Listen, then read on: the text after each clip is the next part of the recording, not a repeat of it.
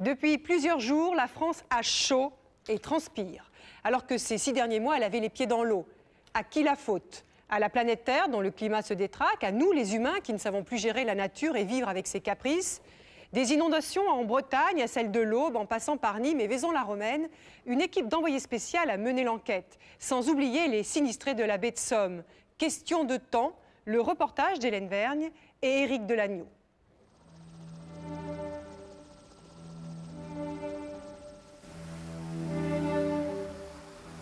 Pluie diluvienne, tempête meurtrière, inondations en Bretagne, la Loire, la Somme. À chaque fois des milliards de francs de dégâts et des victimes. Simple accident météorologique, redoutable colère du ciel ou premier symptôme d'une planète malmenée. Cette nature que l'homme a voulu maîtriser, aménager à sa guise, cette nature aujourd'hui reprend ses droits, avec violence.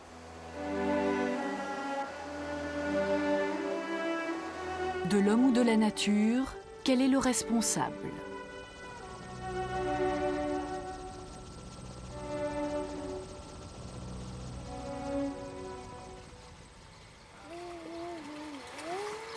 Mareuil-Cobert dans la Somme, 5e semaine d'inondation. La décrue s'annonce, premier signe d'espoir pour Christophe. Tout irait donc mieux s'il n'y avait au quotidien ces petites choses qui exaspèrent. Vous rendez service à tout le monde, mais pensez à nous parce que les vagues, je les supporterai pas 2 fois. Et la circulation reprend apparemment pour les véhicules de la ville d'Abbeville devant chez nous. Les vagues font à peu près 50 cm de hauteur. 50 cm de hauteur, ça paraît peu, mais à chaque passage de camion, les vagues qui déferlent abîment un peu plus leur maison. Cette maison dans laquelle ils ont mis tout ce qu'ils avaient, l'investissement de toute une vie. Pour la première fois, le soleil brille insolent. Il succède à 6 mois de pluie quasi ininterrompue. C'est à n'y rien comprendre. Les bouleversements climatiques, ça se fait sur des milliers d'années. Bon, là, on arrive à avoir un bouleversement climatique sur quelques centaines et encore. Je dirais que c'est arrivé, ça se bouleverse avec le modernisme. Nos arrière-grands-parents, l'été il faisait chaud, l'hiver faisait très froid. Ça remonte pas à 2000 ans. Mes grands-parents, ils ont connu des saisons véritablement marquées. Et nous, on n'en connaît plus. Bon, ça représente quoi 40, 50 ans 100 ans, si vous voulez. Bon, en 100 ans, c'est quand même pas logique qu'on arrive à détraquer à cette vitesse-là. Pour moi, c'est pas naturel. Depuis 6 mois, la majeure partie de la France a eu à un moment ou à un autre les pieds dans l'eau. Tous les records de pluviométrie ont été battus, du jamais vu depuis 100 ans. De là à faire la relation entre ces excès de la nature et le réchauffement climatique, il n'y aurait qu'un pas que les scientifiques les plus réputés, comme Michel Petit, refusent de franchir. Si il n'y a pas de raison d'attribuer au réchauffement climatique des inondations catastrophiques telles que celle de Picardie, ce qu'on peut redouter, c'est que le changement climatique provoque le retour de tels événements plus fréquemment que ça n'était le cas dans le passé. Nous n'échapperons pas à un réchauffement climatique. Par contre, son amplitude dépendra de la sagesse dont nous saurons faire preuve d'ici à la fin du siècle. On en aura un petit, c'est sûr, mais s'il est petit, c'est pas très grave, on vivra avec. S'il est gros, il faudra bien aussi qu'on vive avec d'ailleurs, mais les dommages seront plus sérieux. Demain, le climat sera plus chaud, c'est certain, parce qu'on rejette trop de gaz à effet de serre. Il sera sans doute plus capricieux aussi. C'est ce que nous prédisent les modèles numériques. Voici les entrailles d'un des plus gros calculateurs au monde. Nous sommes à Reading, près de Londres. 24 heures sur 24, ce monstre de technologie reçoit puis digère les données climatiques de tous les recoins de la planète. Ici sont réunis les meilleurs spécialistes européens en météorologie. Mais dans ce monde virtuel, l'homme ne peut rien sans la machine. Le rôle de Jérôme, jeune et prometteur chercheur français, c'est d'améliorer les programmes, les rendre plus performants, avec une ambition, prévoir le temps plusieurs mois à l'avance. Autant c'est quelque chose qui est bien établi dans les tropiques. Par exemple, il y a un grand signal climatique dans les tropiques qui s'appelle El Niño, qui a de fortes conséquences en termes de précipitations, en termes de température, et qu'on arrive bien à prévoir. Autant dans des régions comme l'Europe ou les moyennes latitudes, c'est plus difficile parce que l'amplitude des fluctuations est plus faible, et donc les signaux à prévoir se perdent un petit peu plus dans le bruit. Parce qu'il s'agit de recherche expérimentale, l'équipe de Reading préfère garder pour elle le fruit de ses travaux encore quelques années.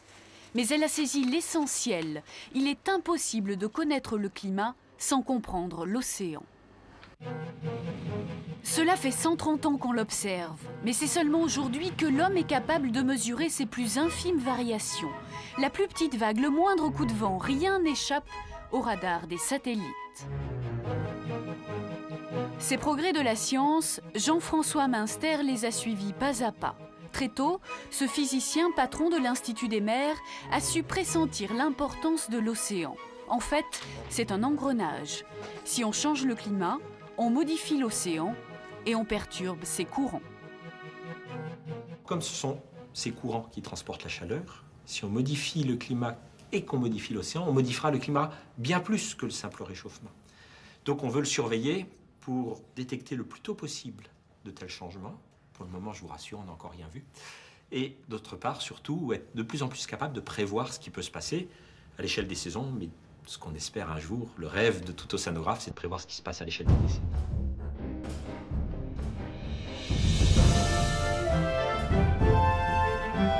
Des catastrophes comme celle de la Somme, l'avenir nous en réserve encore, sans aucun doute.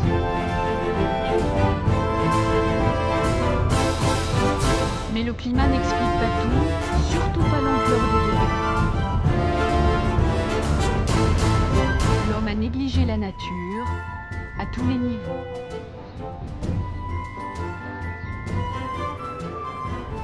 Allez, vas-y, Vélo, vas-y. Oh là là là là là là, le travail. Ouais, bah, ça se les herbes, tu vas dire. Cette région, Daniel la connaît depuis toujours et elle a bien changé. D'abord, il a vu les marais être asséchés, puis les villes et les terres agricoles s'étendre. Aujourd'hui, amer, il constate les dégâts. Puis j'en avais jusque-là, pour ça rentrer par sa source ici. Sa source est là. Alors après, vous avez comment dirais-je, une situation de cavage qui a sauté là-bas. Alors je sais pas. Apparemment. L'équilibre de la nature est rompu, Daniel en est persuadé. L'homme a cessé d'être un bon gestionnaire de son environnement et paie aujourd'hui pour ses erreurs. Nos anciens, nos grands-parents, c'était pas des scientifiques, hein, et puis ils n'avaient pas des crues aussi importantes que ça. Pourquoi? Parce qu'ils savaient qu'ils avaient un travail à accomplir qui était de nettoyer les fossés, parce qu'en nettoyant les fossés, ils savaient que ça irriguait les terrains, d'accord?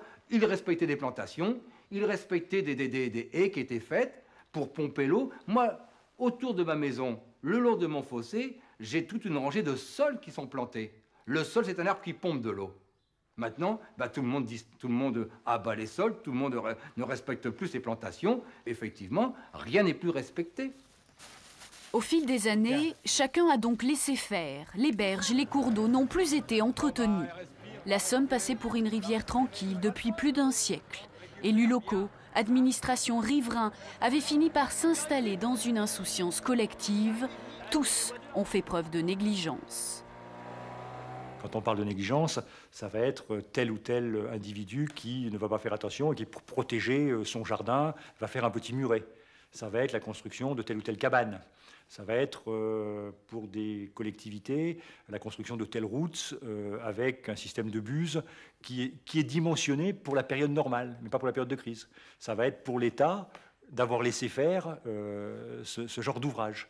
Et c'est cette somme de petites choses qui fait que dès que la situation devient catastrophique, extraordinaire, le territoire ne sait plus faire face à la quantité d'eau.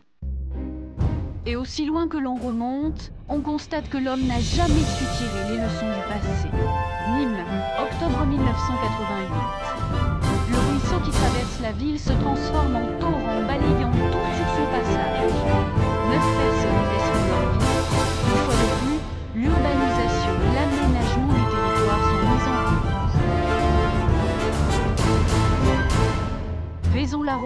4 ans plus tard, l'histoire se rejoue traumatisante. 29 victimes, 3 milliards de francs de dégâts. Les lotissements submergés à l'époque par les flots avaient été construits quasiment dans le lit de la rivière, sur les berges de l'Ouvèze. À nouveau, on s'interroge, ne pouvait-on pas prévoir le danger ? 1994. Au lendemain de l'accident de Vaison-la-Romaine, le ministère de l'Environnement identifie les zones à risque dans le sud de la France. Selon cette étude, environ 2000 communes dans ces 24 départements sont concernées par un ou plusieurs risques d'inondation rapide et 400 peuvent être considérées comme soumises à un risque fort ou très fort.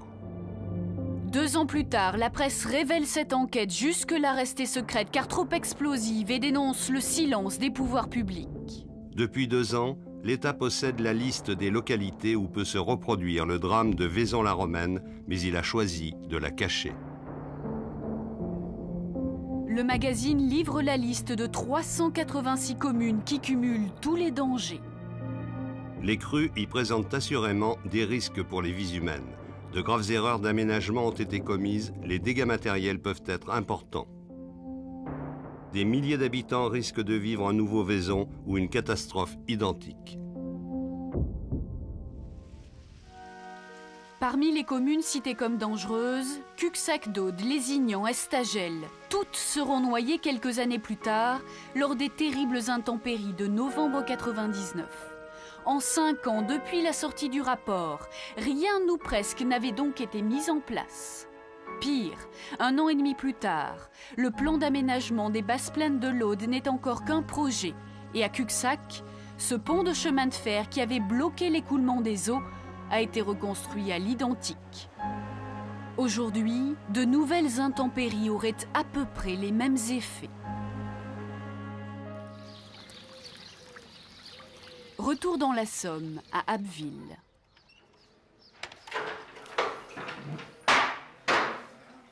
Joël a longtemps cru pouvoir se battre, puis il a fallu se résigner. Impuissant, il n'a pu empêcher l'eau d'envahir sa maison. Alors maintenant, il exige un visage, un nom, un coupable. Les plus exceptionnels, les erreurs d'aménagement et d'urbanisme, ces réponses ne lui suffisent pas. On n'en a pas eu vraiment d'explication. Au démarrage, c'était l'eau, après les nappes phréatiques, après on a entendu parler des Jeux Olympiques. Il fallait nettoyer Paris. Et puis après, on nous a dit que de toute façon, d'après la différence de niveau, on ne pouvait pas nous envoyer d'eau. Et puis après, en envoyant des experts avec un système d'écluses et de pompage, on peut quand même nous envoyer de l'eau. Dès les premiers jours, la thèse du complot est sur toutes les lèvres. Désormais, rien ni personne ne l'arrêtera, surtout pas le maire d'Abbeville, Joël Hart. Devenu le porte-parole des habitants, il s'est fait le relais de la rumeur. Cette rumeur, ça fait 15 ans qu'on l'entend depuis que le canal du Nord il est fait. On nous dit qu'il y a des délestages du canal du Nord. Il n'y a pas qu'Épenancourt, il y a Frise, il y a ailleurs. Et puis le canal de Saint-Quentin, ça m'étonnerait qu'il n'y ait pas un petit peu d'eau ici du canal de Saint-Quentin. Hein, aujourd'hui, bon. Et qu'on le démontre scientifiquement. Si on me démontre qu'il n'y a pas une goutte d'eau du canal de Saint-Quentin, une goutte d'eau du canal du Nord ici, je présenterai mes excuses à tout le monde au nom de la population abbvilloise.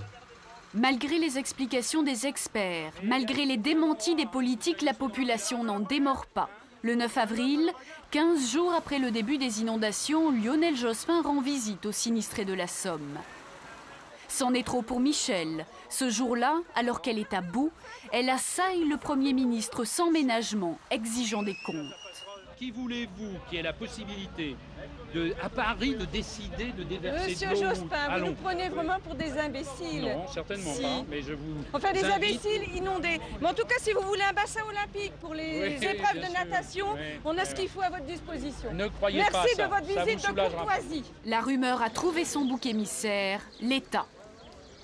Dans les rues d'Abbeville, les manifestants crient au complot. C'était déjà le cas à Nîmes lors des inondations de 88.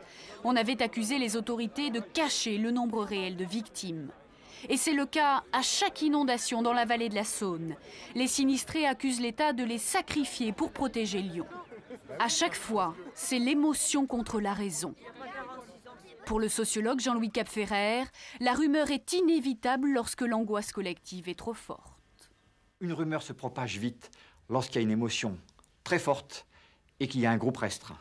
Or, dans la Somme, qu'avons-nous? Un drame terrible dans un milieu clos. Donc pas étonnant à ce moment-là que, telle une traînée de poudre, le bruit que, bien entendu, ce n'est pas un hasard se propage. Car ce ne peut pas être un hasard. Je n'affirme rien, mais mettez-vous à la place de gens qui ont tout perdu, qui sont, dans une France bienheureuse, les seuls à être apparemment la victime du sort, ça ne peut pas être le hasard. La rumeur est en fait une recherche d'une explication extraordinaire à un événement extraordinaire. Rarement une inondation aura duré aussi longtemps et provoqué une telle détresse. Une catastrophe qu'il serait irresponsable de prendre à la légère. L'homme n'a plus le choix. Puisqu'il est illusoire de vouloir commander aux forces de la nature, il faut à tout prix s'y adapter, mieux, anticiper les prochains cataclysmes. C'est ce nouveau défi qu'il nous faudra relever. Dans 5 ans, 10 ans au plus, la météo sera tout autre. Les chercheurs devraient être en mesure d'avertir les agriculteurs de l'imminence d'une saison sèche ou pluvieuse, les populations de l'approche d'un cyclone ou de pluies dévastatrices. Plus qu'un espoir, la prévision est une nécessité.